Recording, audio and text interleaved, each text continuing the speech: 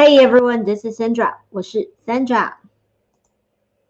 大家好，你们好吗？Last but not least, of course, 欢迎。Welcome to Community Mandarin. Today, as the title suggests, we're going to be doing a little bit continuation to my last lecture, which we're talking about different rooms for a house or an apartment. If you're interested, go back to the last one of the community Mandarin, which would the title would be 你住在哪里? Where do you live? That's where I introduce different kind of housing, how to say them in Mandarin, and how to say them room by room. So today, to continue on that note, we're going to focus to learn about one room and then some of the necessities, the major furnitures in that room. So today we're moving on to the living room. Yes, you guessed right. I don't know. I kind of personally feel that the living room is the primary room for any kind of house residence, like whether it's a 公寓 apartment or house 别墅. Which, by the way, are the two Chinese words that we learned last time. If you're interested, make sure to go back to watch that after you finish this live. But without further ado, let's jump into today's content. All right, living room. We actually learned how to say living room last time. But if you missed that, no problem. First, let's quickly refresh our memories. 请跟我读 living room. 客厅 and of course we want to figure out why it is called 客厅, right? So we break them apart as we always do. 客 is a noun. It means guest. And then 厅 is usually a big spacious hall-like area, so it doesn't have to be all wooden. The same with my living room. My living room is not all wooden. It basically connects to the dining hall. So 客厅 guest hall, the hall that you use to receive guests, to hang out with guests, is usually where your couch is. So it is living room, 客厅. But of course, we have another very common name that Chinese people use to call living room, which is,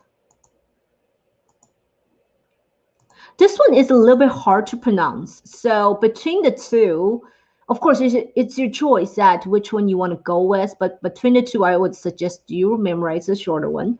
But we have to cover all our bases. So then the other word for living room is 起居室. Told you it's a little bit hard to pronounce. Let's do it again. 起居室. So again, let's break it apart. 起居, if we put it together, it means your daily living, your daily routines. Since 起 means to rise up, to get up in the morning. And 居 means to live in somewhere. So basically, 起居, when we put them together, it's a noun to basically cover all your daily routines. And 室 means room. 室 means room. Last time we talked about 卧室, bedroom. So 室 means room. So 起居室, it's literally living room. Literally, you live in there when you're not sleeping, right? So we have two words. Pick the one that you feel that it's easy to memorize, it's easy to pronounce. 客厅 or 起居室.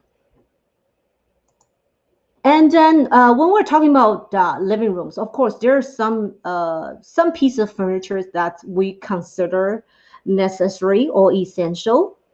So, sorry. First, I almost forgot. So, let's make a sentence with 客厅, with 客厅. So, if I want to say my living room is very big, how do I say that in Mandarin? The answer is on the screen. 我的客厅很大，我的客厅很大。But it sounds a little basic, I would say. It is something you would say when you learn Mandarin for about 3 months. for about 3 months. My living room is big. It's like the bare minimum of Mandarin speaking that you are doing here. 我的客厅很大, which is it's the correct sentence, nothing wrong with it. But we've been talking to each other for about a year now. So let's give it a little bit upgrade.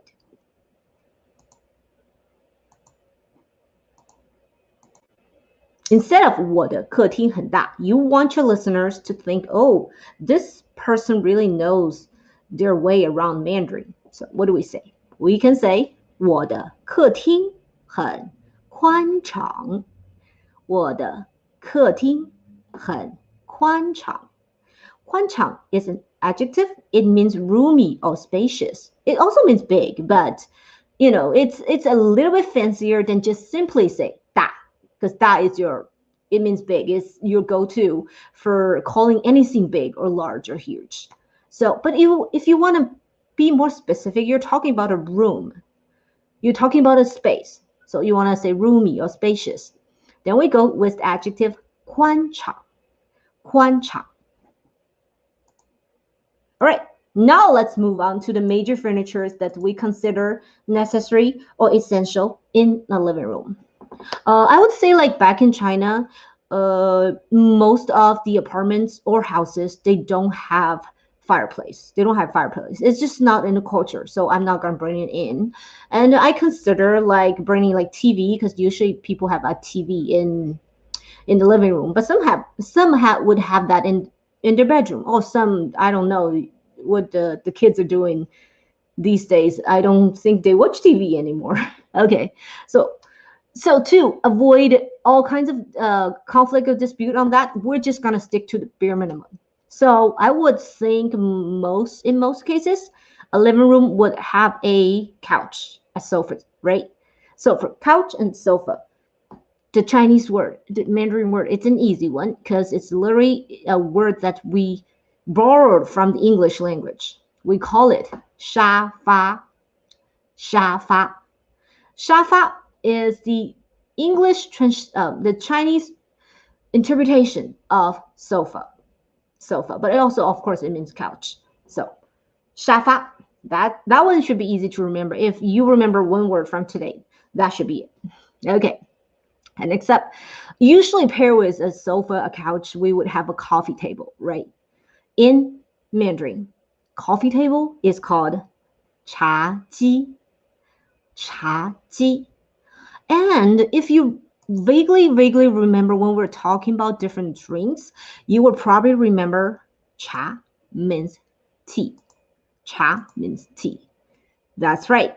In Mandarin, coffee table is actually tea table, because it's like the primary drink in the Oriental culture would be tea instead of coffee. So we call it tea table. So hence 茶几. 茶几. Okay. And next up, since we're on the subject of 沙发, let's look at these two couches. And let's try to describe it in Mandarin. So first, let's look at these two sentences. 这个沙发是黄色的. We've learned our colors, and now it's time to refresh your memory if you've forgotten about them. 那个沙发是咖啡色的. So the takeaway for these two sentences.